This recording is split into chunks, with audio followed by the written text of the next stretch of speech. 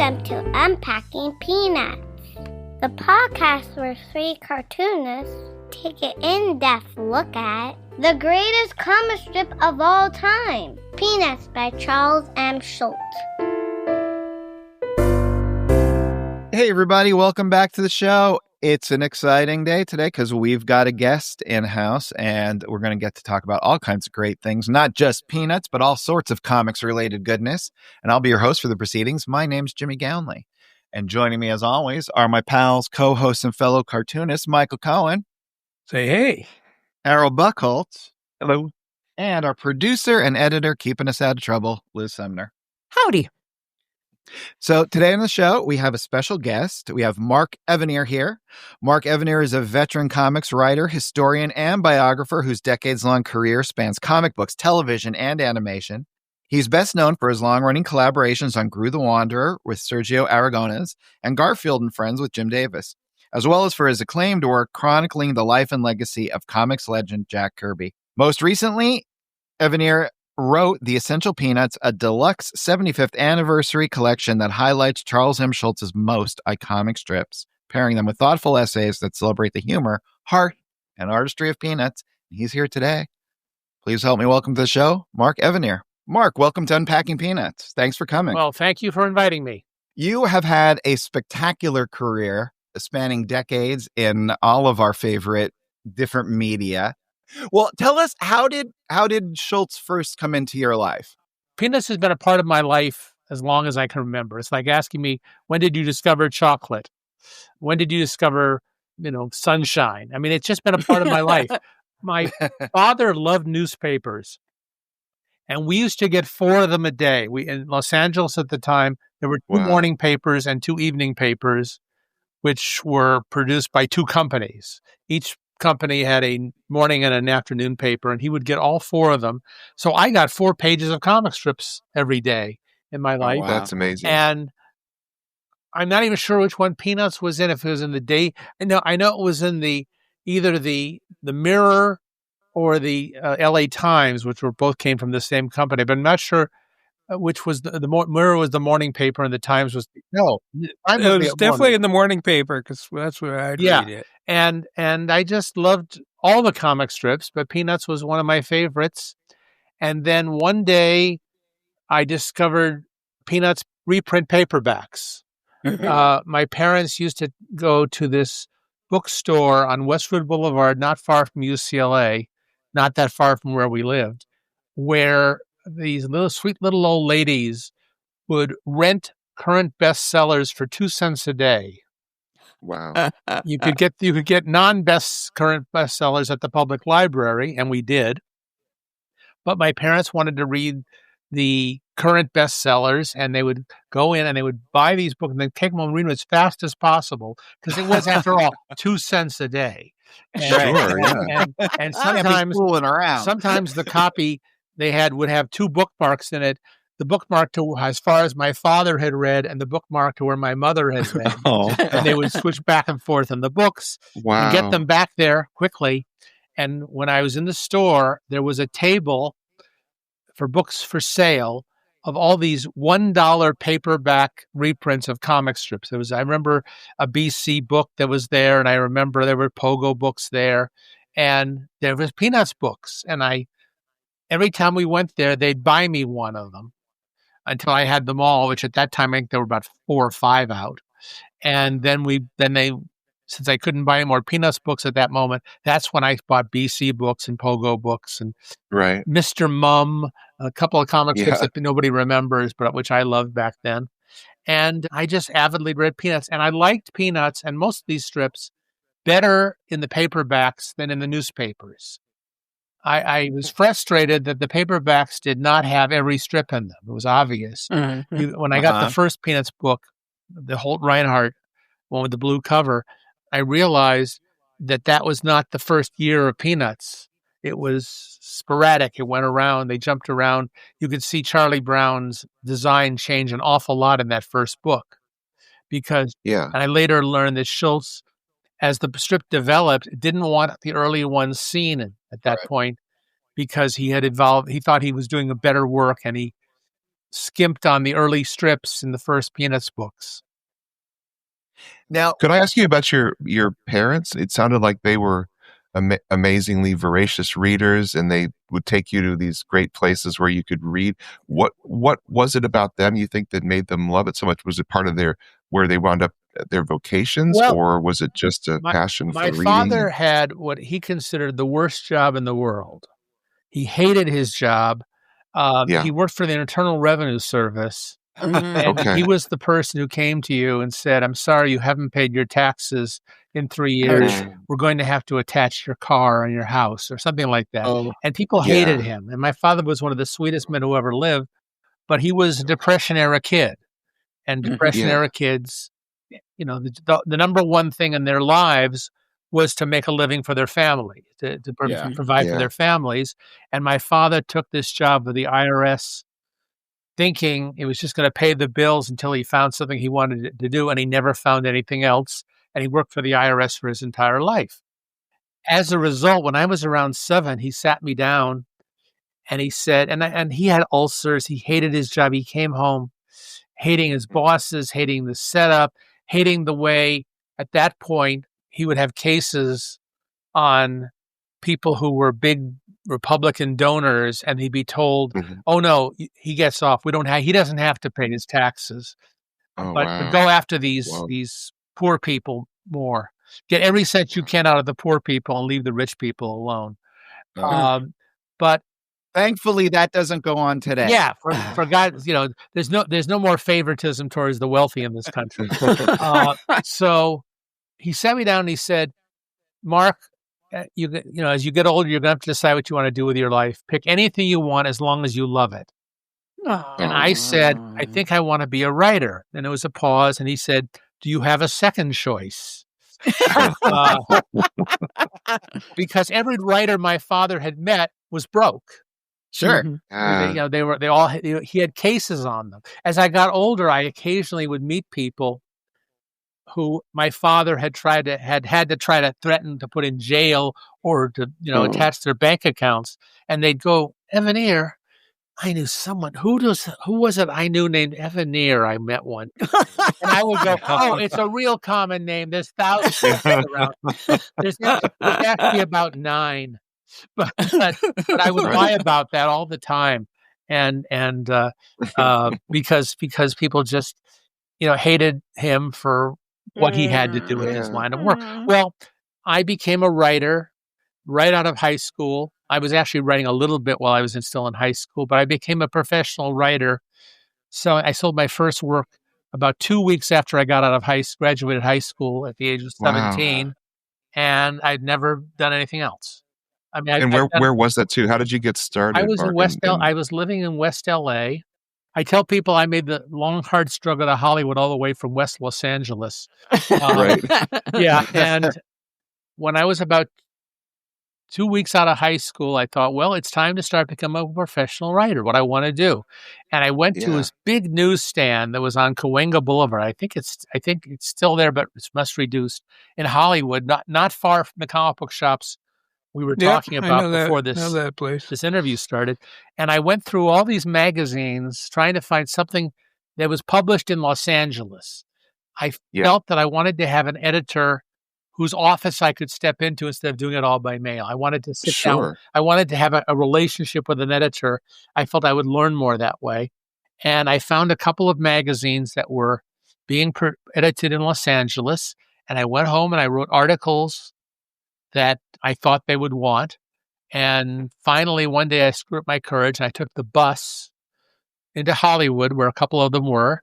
And I went to one company and I walked in and I said, it was a magazine that, it was actually what it was. It was Laugh-In magazine.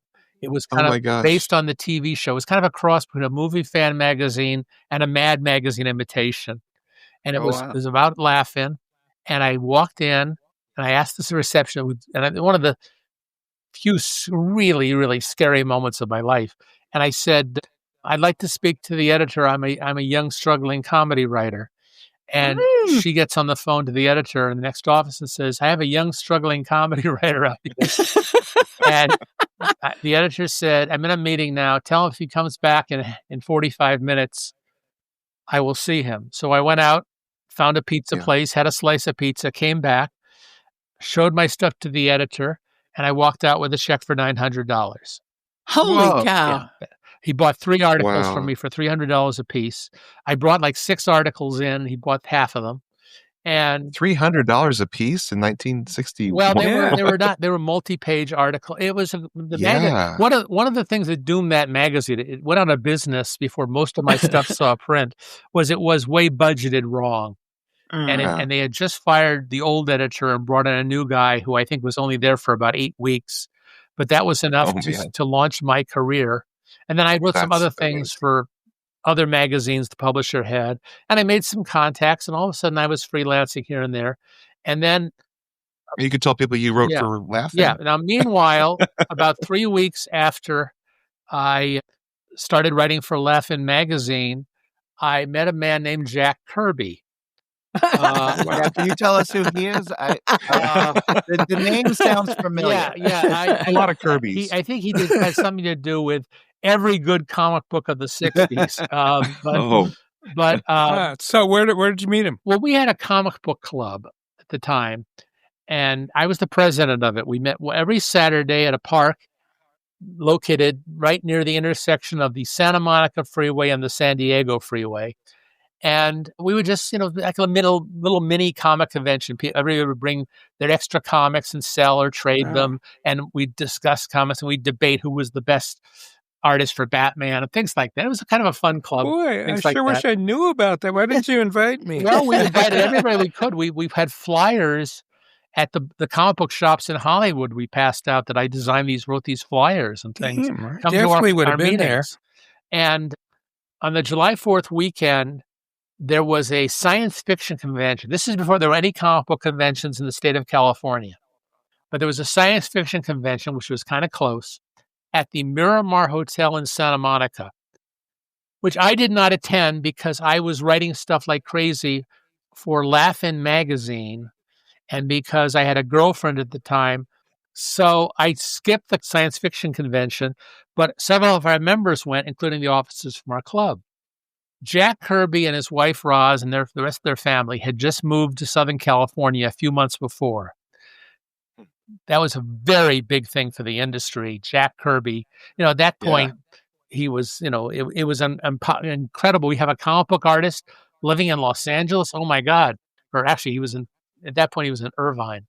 And he wanted to meet some of the local comic fans and maybe find some people who could assist him in some of the projects he had planned.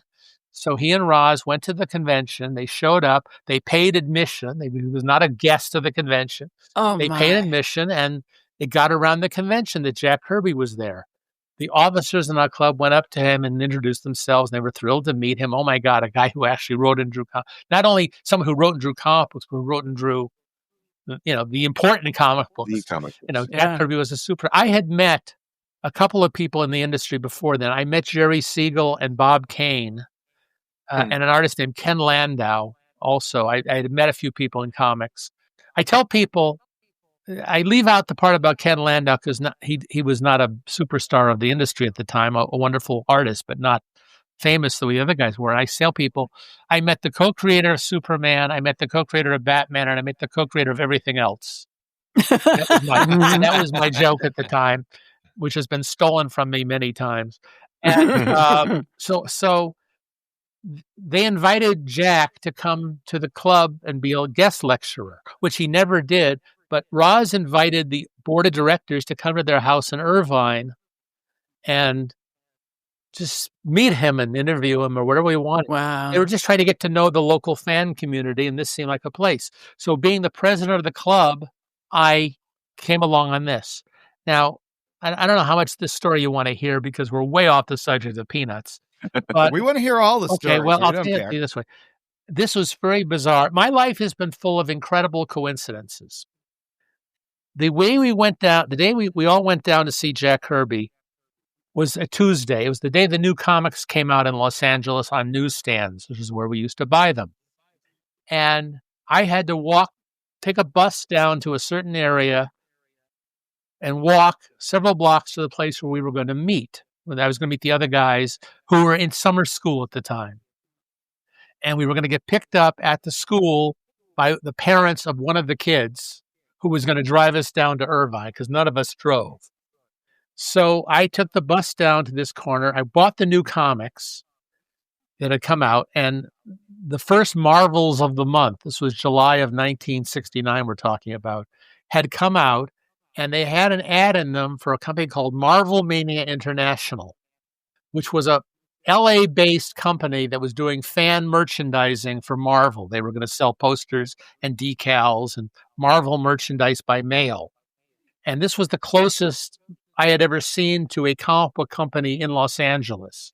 There actually was one, but I never thought about it. Gold Key Comics had an office in Los Angeles, but in one of the stupider parts of my life, I had never thought of working for them. I later did, but so I see this ad for Marvel Mania International, and the address is a post office box in Culver City.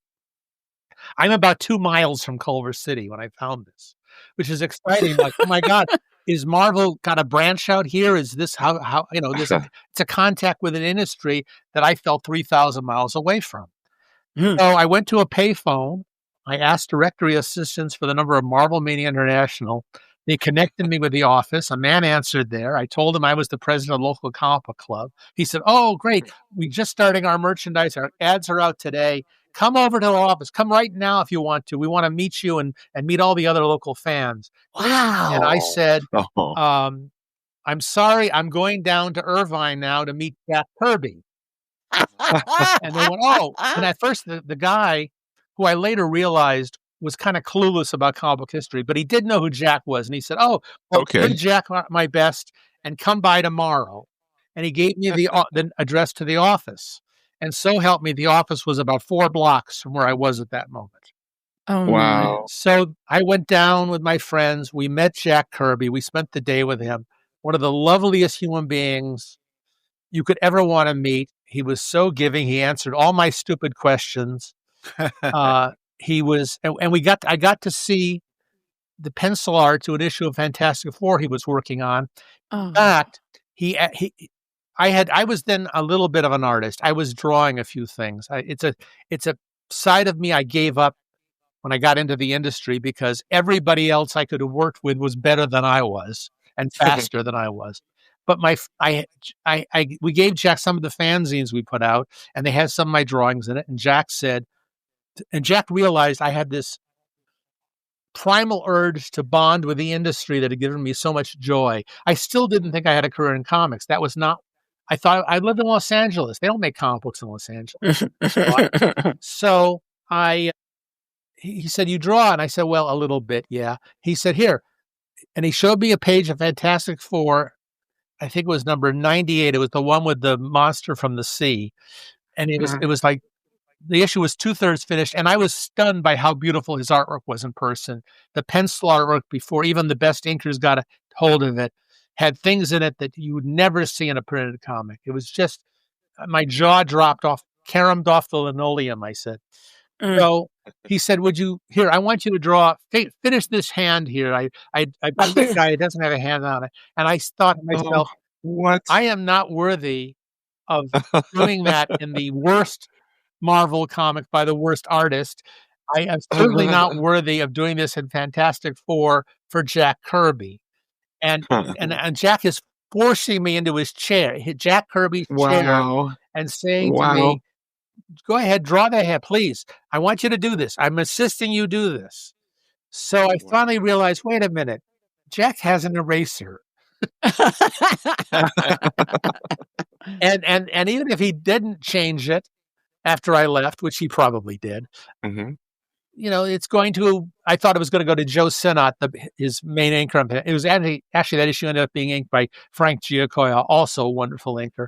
So I drew this hand, and Jack went, "Great." And I realized what it was. He wasn't testing me as to be a potential assistant artist for him. He didn't need an assistant artist. He tested me. What he saw was he recognized in me this desire to bond with comic books. Mhm. Yeah. And he just would give me my friends loved comic books, but none of them had any aspirations to be writers or artists. Mhm. And I did, obviously, and he wanted to encourage me, as I saw him over the years encourage everybody who came to him.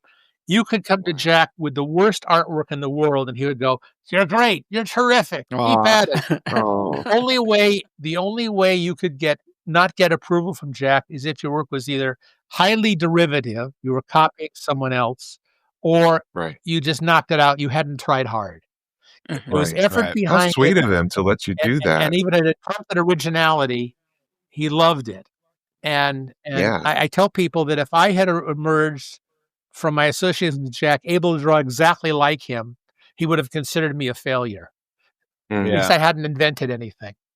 He was all about innovation and doing something new and taking whatever he was doing to the next level. I must have heard the phrase "the next level" 1,000 times around him. And he was so giving. Anyway, so we talked about Marvel Mania a little bit, and he said, "That guy doesn't know anything about comics. You know all about comics. He needs someone like you working there." And I said, "Yeah, right." And the next day, when I walked into the Marvel Mania offices and met the people there, the guy who owned the company, said, "Now, Jack Kirby tells me I ought to hire you." Oh. So Wow. he hired me. He omitted the part where I was paid most of the time.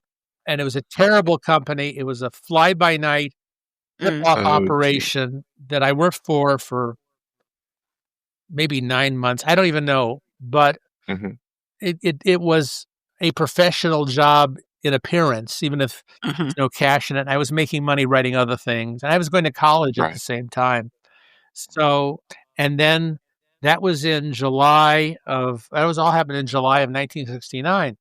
In February of 1970, Jack and Roz walked into the Marvel Mania offices unexpectedly. They came to visit. And they were living in Irvine at that point, so that was quite a drive for them. And they were there to confront the head of the company to demand all the money that Jack had not been paid. And the head of the company was in Europe at the time, so they didn't get it. But they took me and they took my friend Steve Sherman, who worked there, out to lunch. They had met Steve because Steve and I went down to visit Jack a few times on Marvel Mania business. And Jack sat me down. We went to Kenner's Delicatessen on Fairfax. And Jack sat us down and swore us to secrecy and said, "I'm leaving Marvel. I'm going to go to work for DC. I need some assistance. Will you guys like to work for me?" And tell people, Steve and I thought for a long time about this. We thought for a half a second. And we said, yes. We had no idea what we'd be doing, if we were paid, what we'd be paid, if we were paid, if we had to pay Jack. I don't know. We just thought, both of us thought, we want to be around this man. There is so much to learn from him. There is so much, and not just about how to write and draw. Jack was such a mensch. He was such a upstanding, honest, love man. And if you don't want to take my word for it, ask anybody who knew him. There's not a lot of people left. This is a long time ago. Steve isn't even around anymore. But anybody who knew Jack will tell you what a wonderful person he was, what a wonderful person his wife Roz was, how supportive they were. And they kind of, semi-adopted Steve and myself and took us, and Jack took us under his wing, if you want to use a bad analogy. And it was just a very wonderful experience. And meanwhile, I was writing other things. And I'm talking too much about myself here. So I've told you the basic story. I have been fortunate. I actually have a fanboy question. Oh, okay, sure. All right. So one of the things we talk about on the podcast is just that the various periods of creativity Schulz went through, and then also how pop culture at a time seems really exciting and maybe less so in 5 or 6 years. Well, I'm a child of the 70s and 80s, and I think whatever was going on in comics in the 80s was really special and spectacular. And you were a big part of that. You wrote an exceptional run on Black Hawk, and you created Crossfire, which Michael and I were talking about. Both of those with Dan Spiegel. Co-created Crossfire. Co-created with Dan Spiegel, right? Dan Spiegel and Will Mineo. Right. Well, those are brilliant comics. Could you talk a little bit about that period? Could you feel that things were happening? I would slightly disagree with you. I think that may have been a function of your age. More No, because I think that there's always exciting stuff happening in comics. If there isn't right now, wait a year or two, and it will be. The industry keeps reinventing itself, although it hasn't been doing a good job of that lately, but it will. Mm-hmm. And I was excited by comics of the 50s. I was excited by comics of the 60s. I was excited by comics of the 70s and the 80s. In the 70s, I became very, very aware through my association with Jack Kirby how badly run and sometimes maliciously run the comic book companies were. I think the DC Comics in the late 60s, early 70s was very badly run, particularly from the standpoint of how they treated the talent. And Marvel wasn't much better. And what happened in the 80s was that suddenly there were new kinds of distribution of comics available. Prior to the 80s, DC, Marvel, Harvey, Archie, and a few others had a lock on the marketplace and no worry about competitors. At the time Jack Kirby went to work for DC in 1970, there were this handful of publishers in the business, none of whom had been in the industry less than 15 or 20 years. There was no such thing as a new comic book publisher in 1970. Right. One or two attempts that lasted a year or two, but there were no. Yeah. If you were going to write and draw comic books, you worked for Gold Key or DC or Marvel or Archie or Charlton, and 3 or 4 others, and that was it. And those companies had a lock on it, and therefore no reason to treat the talent any better. Right. Anyway, in the early 80s, distribution changed, and I don't know if you want to get into the weeds of this, but comic books were now being sold by the direct sales marketing, which sold directly to comic book shops and to other things instead of going through newsstands. Newsstand distribution died off. The direct distribution flourished. And all of a sudden it was possible for Pacific Comics to start in business, or First Comics, or Eclipse Comics, or all these other companies. And at the same time, there was a heightened awareness that people were buying comic books because of the talent. Uh-huh. Before that, the theory was people are buying Superman because it's Superman. And, and in the 80s, people were buying Superman because they liked the way that writer or that artist did Superman. Yep. And all of a sudden, there was this whole new impetus to treat the talent better, to get them share in the windfall if their characters became multi-million-dollar properties. And so you had an incentive. If the comics were better in the 80s, it's because an awful lot of talented people stayed in the business instead of getting out and doing something that paid better. Yeah, right. Because you could tell it was done with love. Absolutely. When throughout the 70s, I met, I'm not going to say everybody, but an awful 90% of the people who wrote and drew comic books I grew up on and loved. Most of whom, and I knew the new people getting in too. The new people all thought they were in the business temporary because they thought the business was temporary. Newsstand distribution was dying. There didn't seem to be any other method at the moment. And most of the people I met who were talented in comics treated it the way you might treat in another profession. I'm going to work at McDonald's until I get my foothold in my real profession. Right. Yeah. And the guys who'd been in it a long time were just kind of willing to be treated badly because they didn't know where else to work. If you had spent your life writing and drawing comic books for DC or Marvel, it wasn't hard. It seemed inconceivable to make a real career shift from that. And so he put up with a lot of bad treatment. And then in the 80s, there was better treatment. And anybody who did a great comic book that you loved in the 80s probably would have not have stayed in the industry if they'd been treated like Siegel and Schuster or even Jack Kirby in the 60s. Yeah. They wouldn't have been in the business. They would have gone to do something else. I was a little unique among the people who got into comics when I did, because I never got fully into comic books. I never made my entire living off them. I was living in Los Angeles. I was as interested in writing for television and other media. I loved writing for stand-up comedians, and as I was in writing for comic books. And so I was doing a lot of different things, which in hindsight was a very smart business move on my part, but I didn't do it because of a business move. I did it because I wanted to just do all these different things, and I didn't want to slam any doors. Right. So I was in the 70s, I was writing network television shows. I was writing comic books. I was writing gags for comedians. I was writing books. I was writing just anything. And I as I tell people, if you do enough different things in this world, you don't do any of them very well. People think you're versatile. Because the guy with the longest resume is often the person that nobody ever hired twice. Right. Well put. So, that's it. Basically, did I answer your question? Yeah, I think so. Yeah, absolutely. And comic books have gone up and down since then. But I don't know anybody these days who aspires to spend their life. I mean, there are probably some people aspires to their life writing and drawing comic books, because DC and Marvel are no longer comic book companies. They're parts of large multimedia companies, and one of the things they do is comic books.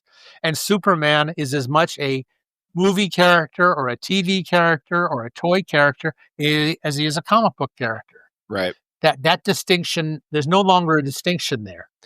And, and he's like Bugs Bunny. He's a property that the company owns, and they merchandise him wherever they can. Right. So that's what comics are now, and it's a very unshaky business. So I'm not working that much in comics these days. Not that I don't love the form. It's just that, there's comic book company. I have this habit where people call me up, that editor of the comic book company calls me up and says, we got this. We need to have someone write this book of this character you've loved your whole life. Would you like to write the comic book? And I said, yes. And I don't even ask what the money is. I just, I figure, I can figure that out later. But I have had good luck leading with my heart in accepting assignments. And then the editor is fired. No. Before I ever get, I don't tell this much because I'm afraid to scare editors off from wanting to hire me. But a very high percentage of editors who said, I want to have Mark Evanier write this comic book, were later Walmart readers. Yeah. Well, Mark, so, we've talked a lot about on this podcast that Charles Schulz came in kind of in a sweet spot for comic strips, where you had steady business and were treated based on performance for what you did, and that he was able to be rewarded for that. We're talking about these other media where they're up, they're down, and sometimes you just have to, by necessity, switch your job or how you approach your job because it goes away. And, the thing right now, I think a lot of people are looking at that's new for comics is that virtually every major publisher who wouldn't touch comics, they're now all in the world. And it's also a little bit more reward for performance with some guarantees. It's slightly closer to what Schulz was going through, but then it's a project by project basis. But Schulz, he got the opportunity for 50 years to work in an industry that, while it was changing all around him and was certainly in decline by the time he was, in this 50th year, we got the opportunity to see an artist kind of step into a space and in an unbroken way make the art he wanted to make. And that seems like a pretty rare thing for a 50-year run of a certain style of art. It's an amazing body of work. And one of the reasons I wanted to do this book when I was offered it was I thought, someone's going to pay me to read the entire run of Peanuts. I thought that would just be an exciting thing to do. I'd never read it from day one through continuously. And I kept forgetting to make notes because I was enjoying the reading so much. I started making notes, and I suddenly realized wait a minute, I haven't made I've read the last 6 months of it. I haven't made a note. I better go back and make some notes. But when they came to me and asked me to do this book, I just thought, sure. This again, one of those, Mark, we'd like you to write this book. And I said, yes. I didn't ask how much I'd be paid. I didn't ask what the deadline was. I didn't ask. As it turns out, the deadline was nearly impossible, but we made it. Wow. And I'm purposely using we because this is not a solo effort. I had an awful lot of support behind me because Mr. Schulz, among his many, many smart things he did in his life, he left behind these wonderful support teams to keep the characters faithful and true. And there is this magical place in Santa Rosa, California. Have you folks been to the Charles Schulz M. Schulz Museum? Yeah, I have. Yeah. And the people there love peanuts, and they love it when you ask them a tough question they don't know the answer to. They love going to look it up and researching it. And they helped me an awful lot there, the people there. There's this company called Charles Schulz Creative Associates, which Jeannie Schulz has installed all the right people to protect peanuts, people that Schulz handpicked in many ways himself, and they keep the integrity of the characters. I worked over the years for companies that didn't care what you did to their properties as long as the check cleared. I worked for Hanna-Barbera and ended up getting a reputation in the building for complaining about the way Yogi Bear was being drawn on T-shirts or the way Fred Flintstone was being depicted in the dolls. And I fought. I was the editor of the Hanna-Barbera comic book division for a while. And for the Marvel ones? This is for some we did for all sorts of different countries.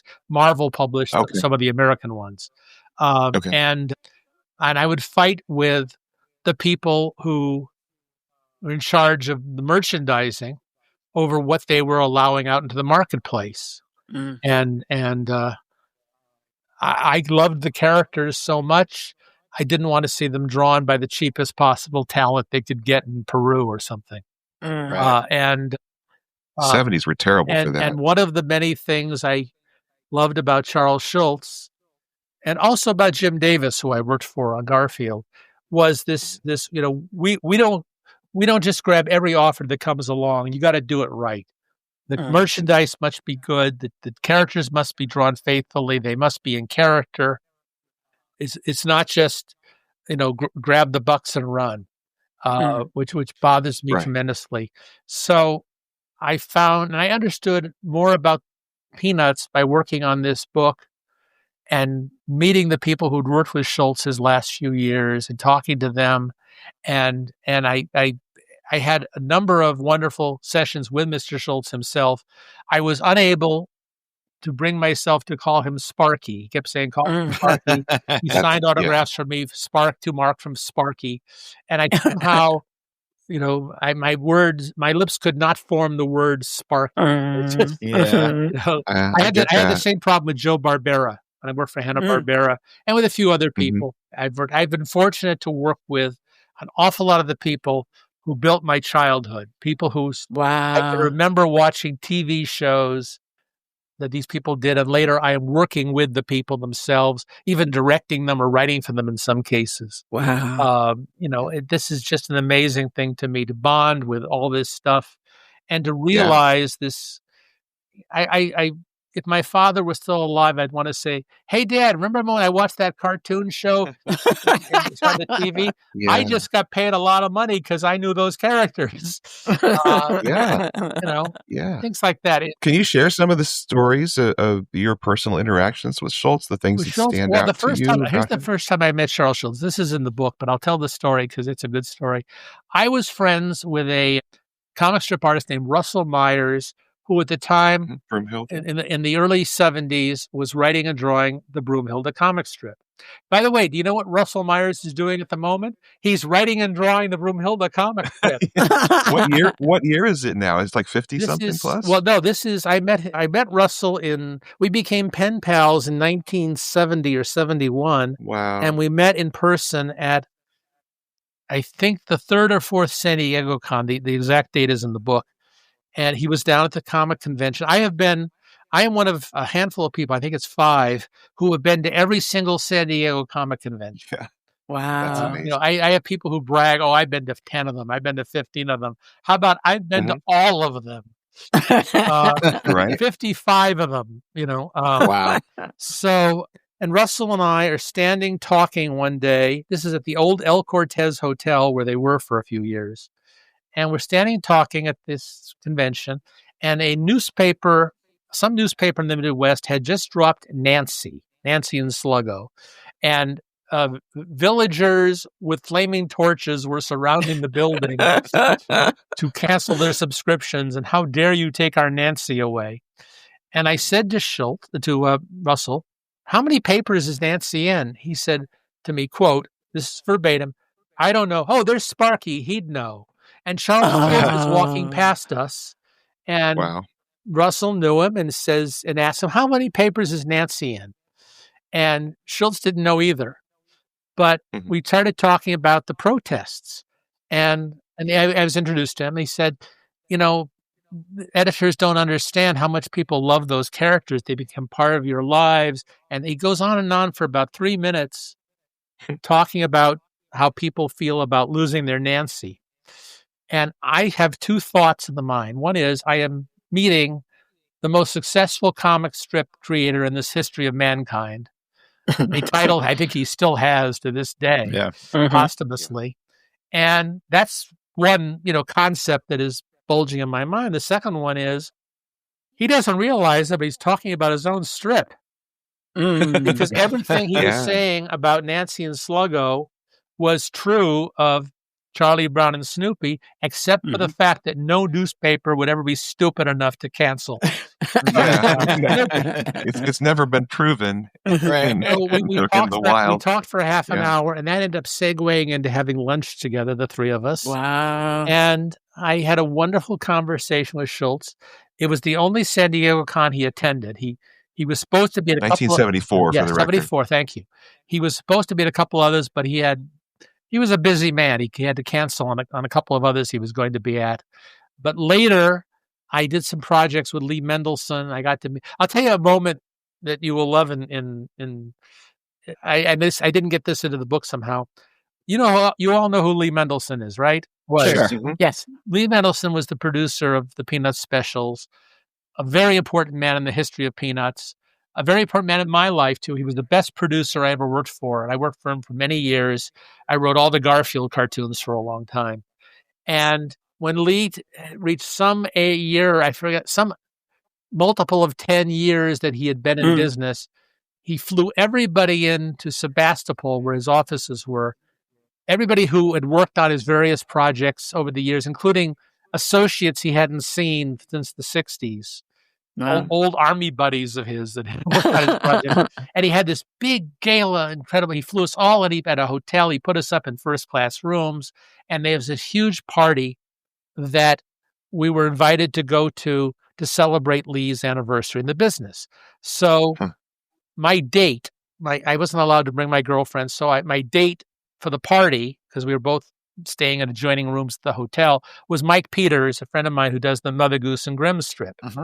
And Mike and I take the bus there's a free bus a chartered bus to take us from the hotel to the country club. And we walk into the country club, and we have to walk through the country club because the party is in the back of the country club. We have to walk through the front. And there's a bar there, which has nothing to do with the party, but just a bar there. And standing at the bar, as we walk in, are Charles Schulz and Jim Davis.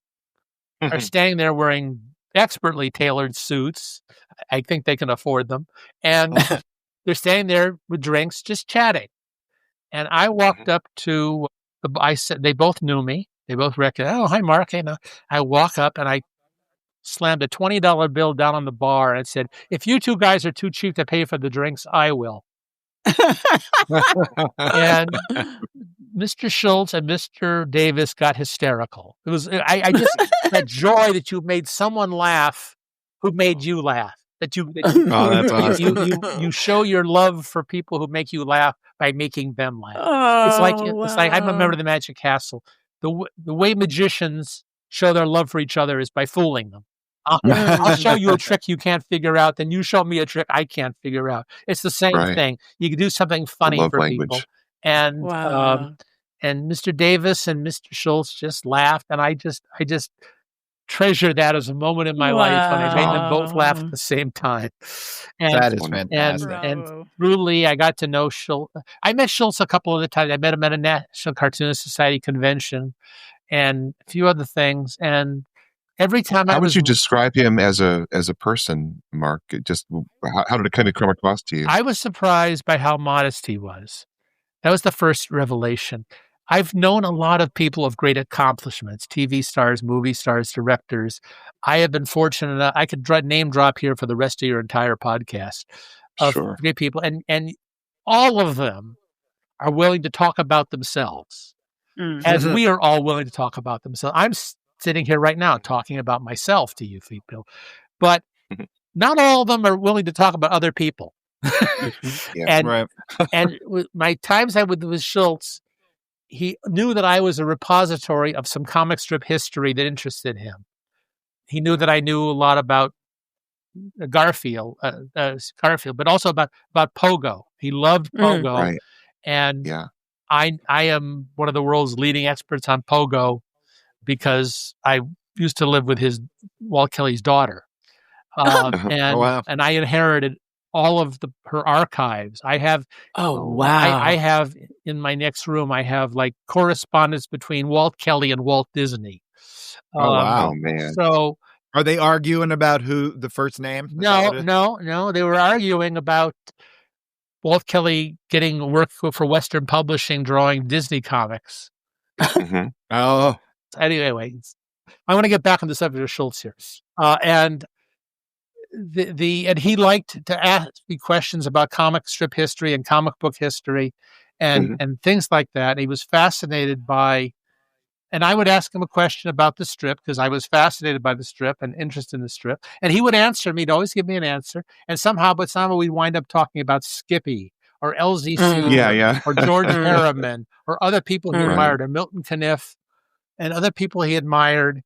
And also, he asks me an awful lot of questions about comic book fandom and conventions and why people were there and why certain things happened. And so the first thing that I was really impressed with is how he was not self-obsessed. You know, if I had those achievements, not to mention that money, I would have talked about myself a lot more, frankly. The first thing that impressed me on him was how self-effacing he was, how affable he was, how, you know, he somehow had nothing better to do for those hours than sit and talk with me. I can't believe he didn't have other things, and he did. He had work all over the drawing board. He had people coming in and out as we were sitting in his studio talking, saying, "Oh, we need." They just called. They need that.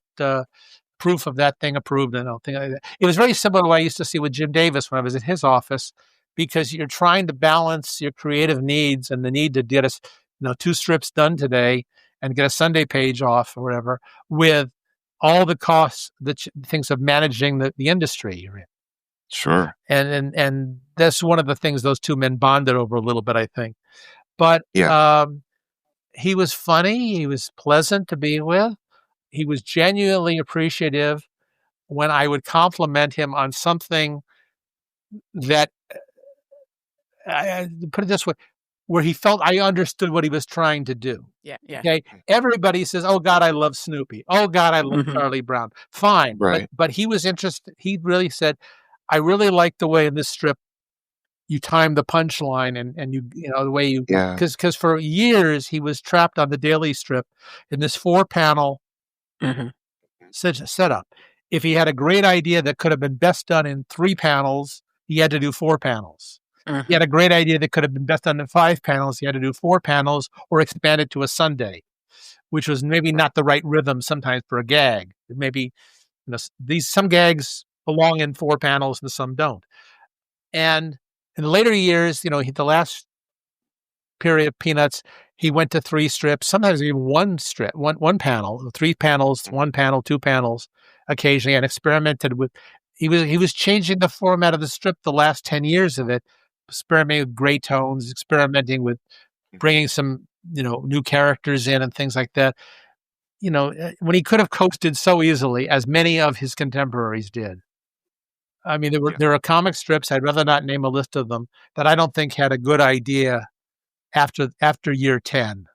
Just kept recycling and doing the stuff over. I met one comic strip artist one time he had in his closet a pile of originals from old strips, and he didn't give them away because what he was doing to do his new strips was taking an old one and relettering it or changing an expression because it was like, he could do a whole daily strip in 20 minutes if he did that.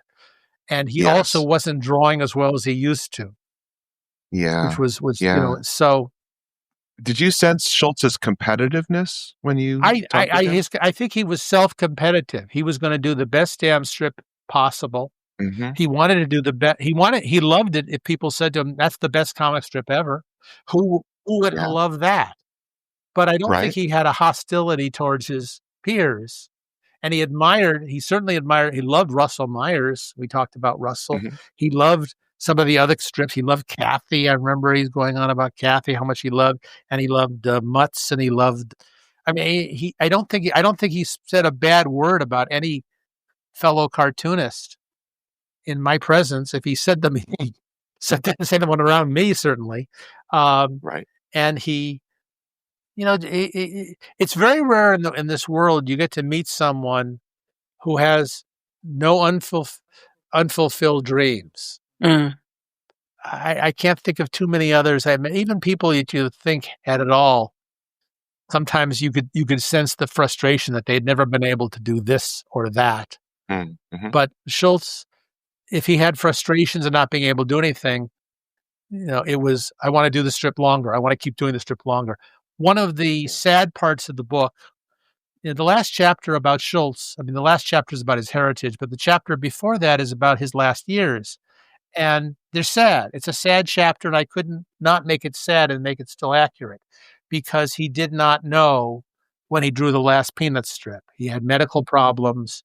And if somebody had said to him, Sparky, you're going to have to end the strip in 2 years, he would have had an amazing 2 years. He would have taken it as a challenge to make those 2 years soar and sing and to wrap up things and to do the best last attempt to Charlie Brown to kick the football and the best last strips of Charlie Brown thinking about the little red-haired girl and the best last strips with, whatever it was, maybe resolve some things, end up some running jokes he wasn't going to have to need anymore. But instead, all of a sudden it was over.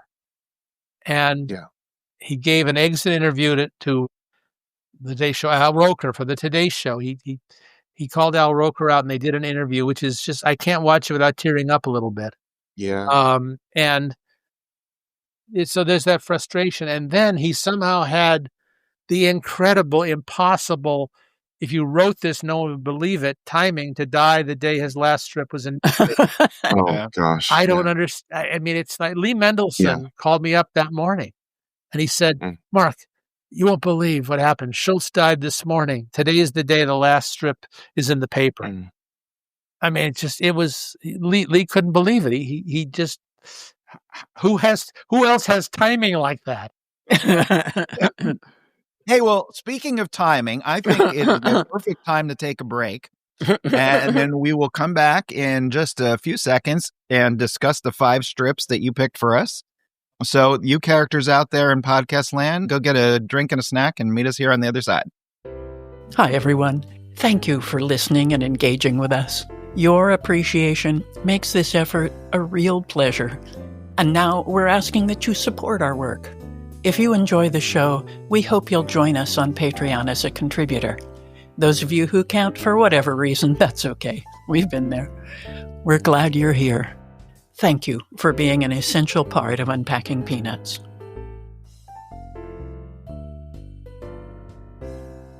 And we're back. What'd you get? I got a banana and a seltzer. Hope you guys got something. I got a rock. So Mark, you helped putting this book together. You have selected now 5 of your favorite strips. You read the entire run, just like we did for the podcast, to put this book together. And how hard was it after doing that for you to come up with these 5 strips to talk about today? I just picked 5. That's how I did it. If you said those 5 are off limits, I would have picked 5 I love just as much. This is, it's the body of work that impresses me more than any individual strip.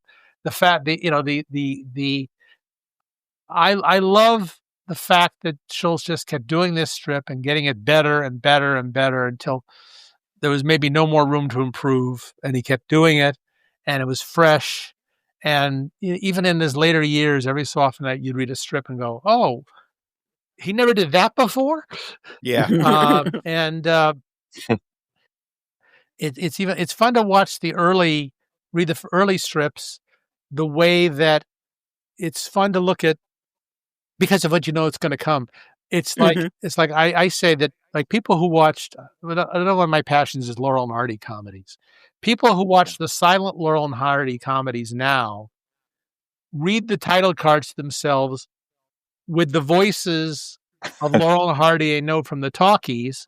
But when people first saw those films, they had no idea what Stan and Ollie sounded like, or what their characters were fully developed. So now they impose those voices and those characters when we watch the silence. Those voices are not really there, but we put them there in our minds. We add what we know later of the characters. And I think when you read the early Peanuts strips, Charlie Brown is not really Charlie Brown that we know and love in the first year or two, but we pretend he is. We kind of impose it on them. They kind of read better now because the character is more fleshed out based on what was done later. But if you had read those strips when they first appeared, they would have been impressive. We can now read an early Peanut strip and think, "Oh, Snoopy's going home to climb on his doghouse and go off to the Red Bear." Well, he didn't do that in the strip for another 12 years or something like that. Right. We just imposing that mentally ourselves, and those voices and the characters. I think there are people who now read Peanut strips and mentally hear the music, the Vince Guaraldi music from the TV shows in their heads. Yeah, absolutely. So here we go. We are starting off with your first selection, which is February 27th, 1955.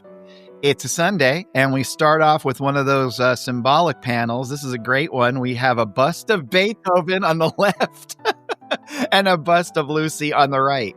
And Lucy's head is saying "phooey." And then, of course, Schroeder is at his toy piano, and he's pounding away. But we have the bust of Beethoven on the toy piano. Lucy's in her classic position, but looking a little annoyed. As the strip starts up for real on the second tier, Lucy stands up and says to Schroeder, "You and your stupid old Beethoven." Then she walks out of the room saying, "Schroeder never pays any attention to me. Well, by golly, I'll show him. Yes, sir." Then in the next panel, we see Lucy returning with a baseball bat, rushing straight for the bust of Beethoven. And she screams, "Charge!" before she smashes it into a million little pieces. And then, in triumph, she puts her foot up on Schroeder's little toy piano and says, "There, what do you think of that?" And then she's confused as Schroeder walks away, then goes to a large closet with double doors and selects from 2 rows of spare Beethoven busts and puts it back on his toy piano. And Lucy says, "I'll probably never get married." So what made you pick that one? I remember laughing at it when I first read it. Yeah. That's all the reason you have to. I remember thinking also, he's probably got some more out in the garage. Yeah, definitely. Yeah. It's such a simple, funny strip. It's got the punchline is perfectly timed. The reactions and the faces are exactly right. Schroeder has exactly the right expressions. It doesn't really bother him that this statue has been shattered because he's got plenty of them. And he also knows that Beethoven will endure any assault by Lucy Van Pelt will not succeed. Beethoven will live forever. Wow. I love the shelves of just the little Beethoven heads that he can pick from, all 6 of them there. That's so great. Yeah. And he's got supplies. He's probably got some more on order from Amazon. And Wow. The answer to all these strips is, why did I pick them? Because I remember them making me laugh. That's one of the things. Some of the books there have been a lot of books about Peanuts, as you know, and some of them are very dry, and they kind of forget the fact that the main goal of the strip is to be funny. Right. And I think one of the reasons I was picked this position here was they thought I wouldn't neglect the funny. Right. Yes. So Yeah. that's why I picked that one. Do I need more reason than that? I think that's the best possible great reason. April 27th, 1958. It's another Sunday. They're all Sundays this week, so this is exciting. Charlie Brown is once again going out with his kite. He's going to try to make a go of it, and Lucy's behind him saying, "Going to give it another try, huh?" And Charlie Brown, with a look of stoic determination, says, "Yup." And then he's rigging the kite up as Lucy sits and lies there and watches him.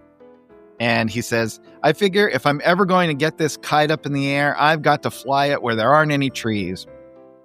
To which Lucy says, "You're very wise, Charlie Brown." Then Lucy helps him out by holding the kite as he starts running, and Charlie Brown screams, "Okay, let her go."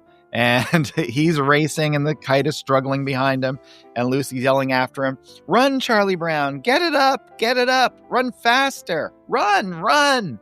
Then she races to see what has happened. And in the last panel, we see Charlie Brown with the kite having gone down the drain in the gutter at the curb. And a look of absolute frustration and anger is on Charlie Brown's face as he says, "I can't stand it." Rare to see Lucy in a supportive role here. Yeah. I think there was one strip where she didn't let go, right? Yes, I think so, yeah. What's your thoughts about Lucy and Charlie Brown's relationship, Mark? Well, I'll tell you about this strip first. I put this in because if you remember, I told you a little while ago, my parents used to go to this bookstore in Westwood, and they would buy me Peanuts books there. I have a very vivid memory of being in this store in a building which is now a falafel stand, and reading this, just standing there at the table reading this Peanuts book that they were gonna buy me when they finished their browsing, and I came upon that strip and I laughed out loud, and everybody in the store stopped and looked like, "Hey, what's that kid laughing at?" And I felt very self-conscious about it, like, "Oh, I've erred by calling attention to myself by laughing at a joke in a bookshop." But I remember that strip very vividly, and it's to me a perfect example of the timing of Peanuts. Yeah, and the fact that you just don't see that last panel coming, and it's tricky with a comic strip because when you look at a Sunday comic strip, your eye just doesn't see only one panel. You kind of you're seeing several panels ahead. But Schulz grabs you kind of and forces you to read the strip in sequence and not look ahead. And when I came to that panel, I didn't expect it. I was, I don't know, I was 8 years old, 10 years old at the time. Maybe as an adult comedy writer, I would see the punchline coming today, but I didn't see it then. And it caught me, and I just laughed out loud. That kind of, surprise shock laugh is so wonderful because it's all appropriate. It's a perfect ending for the strip. It fits, but I didn't see it coming.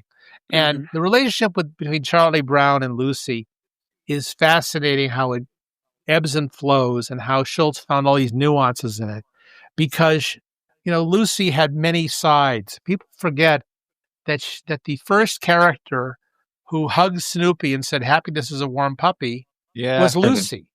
Yep. Your memory would tell you, it was probably Charlie Brown or Linus, but it was Lucy because she had that soft, sweet side, even though she was a fuss budget, whatever that ever meant, and she was vulnerable at times. She had a vulnerability underneath her crabbiness. And that's one of the, you can do a very successful comic strip if the characters have one dimension. But Schulz, you can't do it for 50 years. Your characters have to have multi-dimensions, unless you just had to keep reprinting, recycling the old gags. And he didn't do that. Yeah. All right, coming up here on number 3. This is one, I love this strip. This is February 22nd, 1959. And we see Patty and Lucy standing out in the yard, and Lucy's holding one of Charlie Brown's T-shirts. And Patty says, "Where did you find it?" And Lucy says, "He left it at our house one day last summer when we were all playing under the sprinkler." Then Violet shows up, And Patty says to Lucy, can you get it over your head? And Lucy says, if he can, I can. And there's a joke right there. There's yes, absolutely. One of the themes of Peanuts is we have a quote from Schulz in the book on this, is about the cruelty of children. And there it is. There's the cruelty of children. Absolutely. Yes. And then the strip continues with Patty saying to Violet, Lucy's putting on one of Charlie Brown's T-shirts. And Lucy in the next panel has it on, and she says, look, I'm Charlie Brown. Nobody likes me. Everybody hates me. Poor, poor me. And Patty and Violet start giggling at this. And then Lucy continues. She's like, I wish I had a friend. Everybody hates me. Nobody likes me. At this point, Patty and Violet are hugging each other and just doubled over in laughter. And then Violet looks off in the distance and sees someone coming. She says, hey, here comes Charlie Brown himself. Oh boy, just wait till he sees Lucy. And Patty says, this ought to be good. So Charlie Brown walks right up to Lucy, who looks so proud of herself wearing Charlie Brown's T-shirt. And then Charlie Brown says to her, well, hello there, Charlie Brown, you blockhead. And then he walks on, leaving Lucy behind just to sigh as Patty and Violet literally collapse on the ground laughing. I think that is such a risk to do a strip where people are laughing in the strip, because if you're not laughing along with them, it would seem, I think, really forced and awkward. But this is just so funny. And the way he draws them laughing in the background kills me. And the way that in the last panel, Lucy has a Charlie Brown expression on her face. Yes. That's the thing it's so perfect there. So great. And you got to give Charlie Brown credit for coming up with the zinger. Yes. Yeah. It's not, by this point in the strip's history, we know these characters well enough they can mock each other and pick on each other and things like that. It's just a funny strip. It's one of the ones I remember laughing at.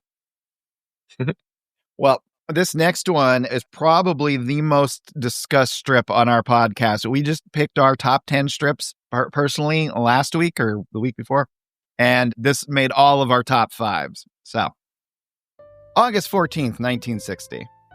It's Charlie Brown, Linus, and Lucy, and they're out atop a little hill looking at the clouds, and Lucy says, aren't the clouds beautiful? They look like big balls of cotton.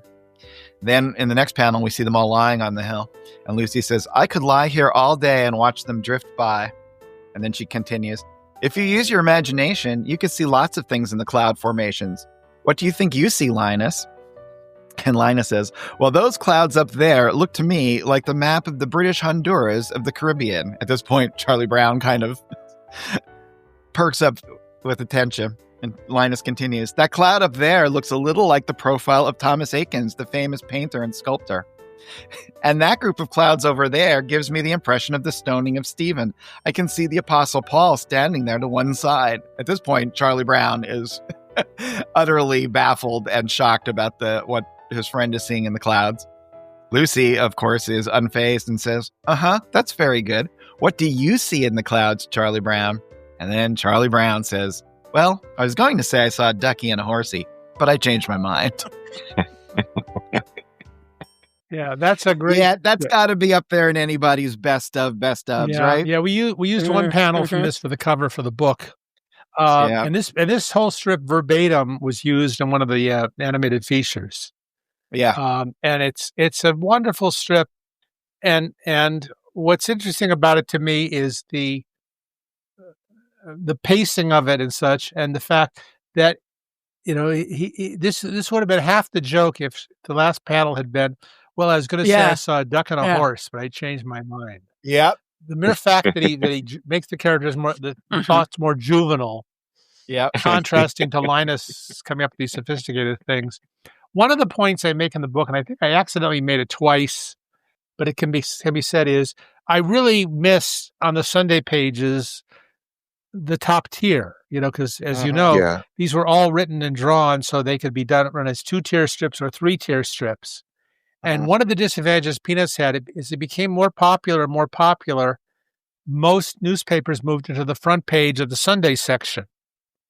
Yeah. And the front page of the Sunday section, if it had been in the middle of the Sunday section, they would have run it unscathed. But since it was part of the top, they had some advertising to put on the page, and they were trying to cram another strip in. So a lot of papers dropped the top tier. And some of these strips lose something by not having those. Yeah. This strip is more wonderful because of what's on the top, which was not read by a lot of the people who read this strip when it first appeared in their newspapers. They say they look like big balls of cotton. Let's lie here and watch them drift by. Yeah. And now we start right here, and we don't see clouds in the truncated strip. We only see Schulz only draws clouds if you saw the unscathed strip. So, this I can't imagine having to write in that format where you have these breaks that are dictated for you and you just have to work around it. And not only the breaks are there, but that a whole section could be removed and it still has to work. Yeah, well, for a long time there, the Hearst newspapers, unfortunately Schulz was not drawing for King Features, had a more intricate way to have, they can drop out this panel, they can drop out that panel, and you had to write and draw your strip so certain panels in the middle could be dropped out. And because they wanted to be able to assemble the strip into, all of a sudden the Minneapolis newspaper says, "Oh, we want to be able to put the strip in this space. Can you have it drawn so we can we can fit it into this space?" And they have to do some math and figure out a way to drop it out. In this case, I would imagine, I asked Schulz, and I don't remember his answer, but I asked him, do you do the second and third tier and then go back and pad it with the first? And I don't remember what he is. I think he said sometimes, but I know a lot of cartoonists, that's what they have to do. They have to write and draw the strip so it works in its most, limited capacity, and then pad it. So then that's a self-defeating thing, because the more superfluous the top tier becomes, the more likely newspapers are to omit it. Right. So you're kind of working against yourself. This is something that drove Mort Walker nuts, I know, because he and I talked about it once, because he just, and sometimes what he would do is he would put a joke in the top tier. Yeah. Just because, so that was a problem. So they, hoping he was encouraging them to run it. Because nobody wants to see their work truncated like that, cropped like that. Even if it doesn't mean anything for money, you just would like to have the whole strip there. Sure, yeah. You put the effort into it. Yeah. Well, I have to say, Mark, this is not just another book. Having read and kind of grown up with all of these books, and they come out at a time, you really pulled together some of the finest callbacks from some of the previous volumes. This celebration is so well rounded, and it has new stories we've never heard before. It is really a remarkable book, and I do hope our listeners look for it, because there are a lot of Peanuts books out there, but this is, that 25th anniversary one is just amazing.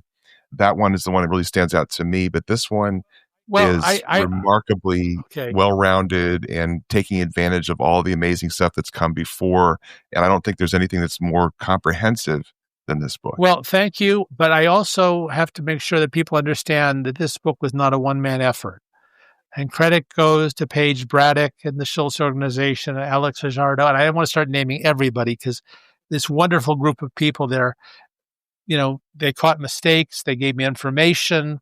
Charlie Kochman, who edited the book, Chip Kidd, who designed it. I mean, the list of acknowledgments ought to be all on the cover for the people who did this. I had a free ride on a lot of this because these other people did so much work.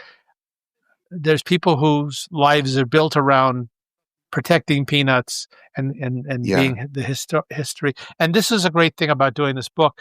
Usually when I was writing things, my agent, we came to that moment when we were discussing how much money I would get. I would say, I want to write the project for free and be paid by the number of people who give me notes. and getting into agreeing to do this Peanuts book, I was suddenly putting myself in a position where dozens of people were going to give me notes. Yes. And where I also knew that I would spend the rest of my life with someone coming up to me saying, "How could you have left out the best script?" Right. I can't believe that you didn't include this one. And And I did not make all the selections of what's in here. Wow. And a lot of it was Chip Kidd. A lot of it was Alex and Paige and all the other people there at the museum and at the Schulz operation, and Jeannie and all these people. There's this wonderful, I think I use the term before, support team. Yeah. And Peanuts was not abandoned when Schulz died. No. He had set up a structure to make sure that it was respected. He set up the ground rules for his continuation, that there would be no more strips that he didn't do, which at the time I think irked some people who maybe thought they could get the job of drawing Peanuts. Yeah. And there were also, that reprints were okay. I think there were the cartoonists. I know there were cartoonists that said, why does he have to keep he's dead. Why does he have to keep occupying a piece of real estate on the comic strip page? They could buy my strip instead that I'm still doing. Sure. Yeah. I like the fact that nobody told him how to do the strip. I mean, he took suggestions from people. He admitted certain gags were inspired by his kids or somebody close to him. Lee Mendelson used to brag about the once or twice he gave Schulz an idea for a strip. Fine, but nothing got in those pages that he didn't put there. Yeah. And he could have in his later years, if he had, when his hand was getting shaky, and we all saw how shaky it got in the last couple of years, nobody would have faulted him for bringing someone in to ink the strip and do the lettering or something like that. Nobody would have said, "Oh, he's goofing off now at his age. He's taking it easy." No, nobody would have said that. But he had done it so long that way that he didn't want to deviate from it. It was such a one-man operation. And we think of it as that, even though obviously, hundreds of other people do Charlie Brown for the TV specials, and other people adopted his work for the merchandise sometimes, and other people did the comic books. This 75th volume comes with a copy of the comic book. So there's Peanuts stories in there that Schulz didn't write or draw. But they were done under his supervision. He was very, very fussy about how this was done, even before the strip was making him the kind of money that he eventually made off it. The amount of monies he made when the strip was really flourishing after it became a series of TV specials was staggering, and it didn't change the strip one bit. Right. He didn't start putting in characters for merchandising reasons. He didn't start skewing it to please the T-shirt companies or anything like that. He kept doing the strip his way all the time, and we all have our favorites. We can all mention the strips we love and the parts that didn't interest us. Maybe, I didn't like that storyline. Fine.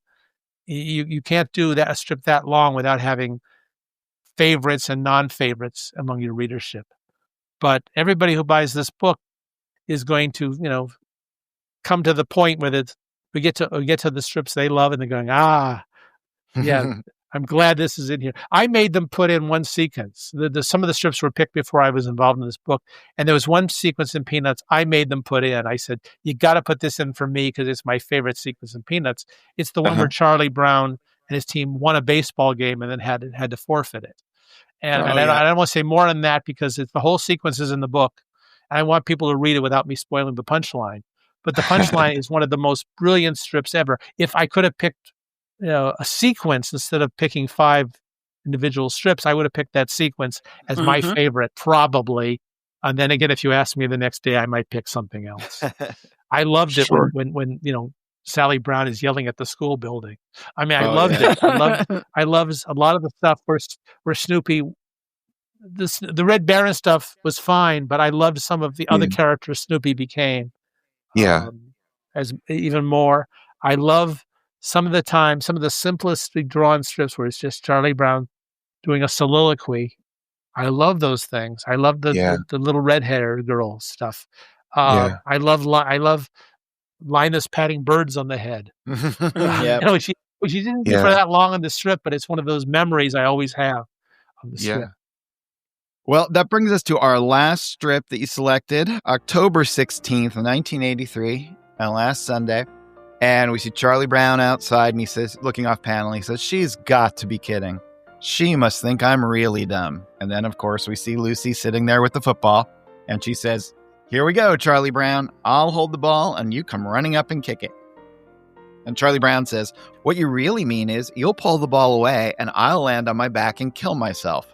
Well, I have news for you. Never again. Forget it. And Lucy looks very upset by this. And Charlie Brown walks away as Lucy yells after him, wait. And Charlie Brown says, I said forget it. And then he turns to call back to her as he's walking away and says, I'm just glad you're the only person in the world who thinks I'm dumb enough to fall for that trick again. And then in the last panel, we see Snoopy, Woodstock, Sally, Peppermint Patty, and Marcy all holding footballs for Charlie Brown. It's a bit of a stretch there. I'll tell you what's wonderful about this gag for me. I'm fascinated by the timing of the punchlines always. And if you look at this as a double punchline here, you look at your first impression when you look at that last panel is, wow, everybody's out there thinking Charlie's dumb enough to fall for that trick again. And then you look a little closer and Woodstock. I mean, if it's bad enough that Snoopy, with a smug look on his face, like, yeah, you'll fall for this, you jerk. It says Snoopy, his own dog, the dog he feeds, is doing it to him. And then you look over, and your eye goes to Woodstock, who has a Woodstock-sized football. Where did Woodstock get a tiny football? We don't know, but he's got one, and he's sitting there ready to play this trick on Charlie Brown. I just think this is such a funny gag. It's just so damn funny and silly, and Charlie Brown's expression is just perfect. This is what, and Schulz. We talked just a minute ago about how he always wanted to do everything himself. The expression on Charlie Brown's face is something that Schulz could have drawn in pencil and someone else could have inked. Yeah. But he had the control, the final say of the way it came off his pen or brush. I think he was using a pen on these things. And the way it just came off that way, and he got the expression exactly right. And if you look at Schulz originals, I've seen very few corrections on them. Yeah. I've seen very few cases where he drew a Charlie Brown's face and he decided to change the expression, whited something out. Maybe he used an electric eraser occasionally. I don't know. But I think you almost always got it right the first time. And the first time was not in the penciling; it was in the inking. Yeah, that's when it became final. And and I think he sometimes looked at the finished expression and laughed at it because he said, "Yes, that captures it perfectly." And it's the fact that those characters are all kneeling there with smug expressions on their faces, holding a football, and they were all waiting there for him. They expected him to fall flat on his back and kill himself again. And also, I don't know what number this was in the Lucy holds the football for Charlie Brown thing, but it was the fact that what year was this? This is 83, I think. 80. Yeah. Okay. So this is if he only did one a year, this is like the 28th time he did it. And he's got a different twist on the gag. Yep. He's not repeating the old gag. This is based on the assumption that you know the gag already. Yes. Yes. It's and this is here's a good example where the top tier is kind of superfluous. Yeah. And he may have written this the bottom two tiers and then written the top. And he gives Lucy the first line. Uh-huh. She starts it. That makes Charlie Brown didn't initiate this. He didn't say, "Hey, I want to try kicking the football again." No, by this point in the history of the strip, he knows not to do it. Right. He's not that dumb. And and what's neat is look how simple the backgrounds. There's one tree in the top panel. There's a little shrub in the next to last panel, but there's not much background there. And Schulz was one of the only cartoonists who drew grass as a side view. That's true. So it's there, and it's a wonderful strip. Well, Mark, thank you so much for coming on the show, and I think your book is wonderful. I know all of our readers will be interested in it, and I hope they go out and buy it. We've been fans of where's a good place for them to buy the Essential Peanuts? Any place you want. I get the same money wherever you buy it. Wherever fine books are sold. Where can they follow your blog? Well, my blog is newsfromme.com, newsfromme.com. I've been doing it, since the Paleolithic era. Since we used to blog on rocks, and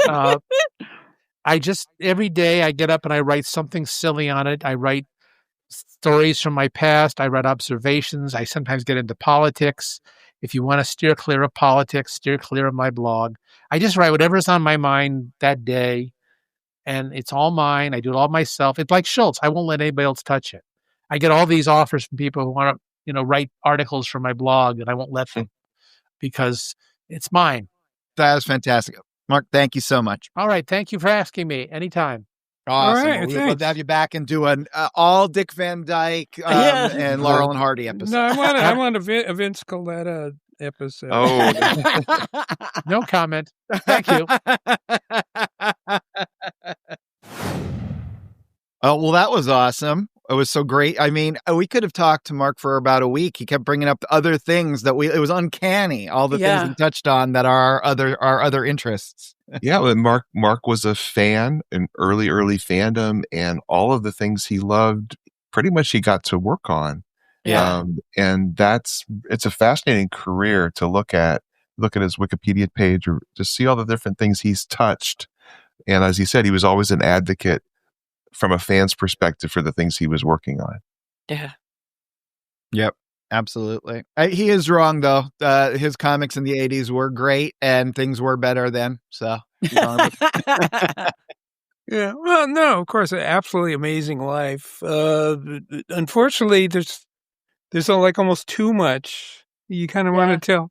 We all have stories, but let's do a podcast about Mark Evanier. We could do a podcast about him talking about anything. Yeah. Yeah. I mean, I had a few comments I could have said, but I went nah. Somebody who's gets phone calls from Dick Van Dyke doesn't want to hear from me. Yeah, but you did hang out in the same bookstore. Well, yeah, but at about the same time. Well, I could have easily been involved in fandom in the 60s, but I never heard of it. In the 60s, I was like the birth of comic fandom. I was there. I was a fanatic. I would have joined all those clubs, right, and been part of that scene. I just never encountered anyone who knew about that. Even though you were in those stores where they were having you do that price guide for people who were into it. And if anyone would have said, "Hey, we've got a Marvel club," I would have joined instantly. But you also had your own friends you were your own but club. We didn't know about this stuff. Mm-hmm. So, yeah, I would have been part of the fandom scene, fanzine scene, probably, maybe even done some drawings, but oh well. Let's go back in time. So, Harold, where are you going to be? So the weekend of Thanksgiving Day, Black Friday, and Saturday and Sunday, I will be at the Christmas Crafts at Turning Stone in Verona, New York, which I believe is a casino, but they've got a little 3-day Christmas event, and I will be there selling my wares. So if anyone's in upstate New York and wants to come by, I'd love to say hi.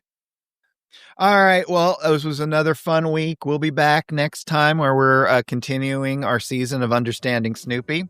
So until then, for Michael, Harold, and Liz, this is Jimmy saying, be a good cheer. Yes. Be a good cheer. Unpacking Peanuts is copyright Jimmy Gownley, Michael Cohen, Harold Buckholtz, and Liz Sumner. Produced and edited by Liz Sumner. Music by Michael Cohen. Additional voiceover by Aziza Shakrala Clark. For more from the show, follow Unpack Peanuts on Instagram and Threads, Unpacking Peanuts on Facebook, Blue Sky, and YouTube. For more about Jimmy, Michael, and Harold, visit unpackingpeanuts.com. Have a wonderful day, and thanks for listening. The greatest of all time. That was not my title. I wanted to call it, It's Another Damn Book About You, Charlie Brown.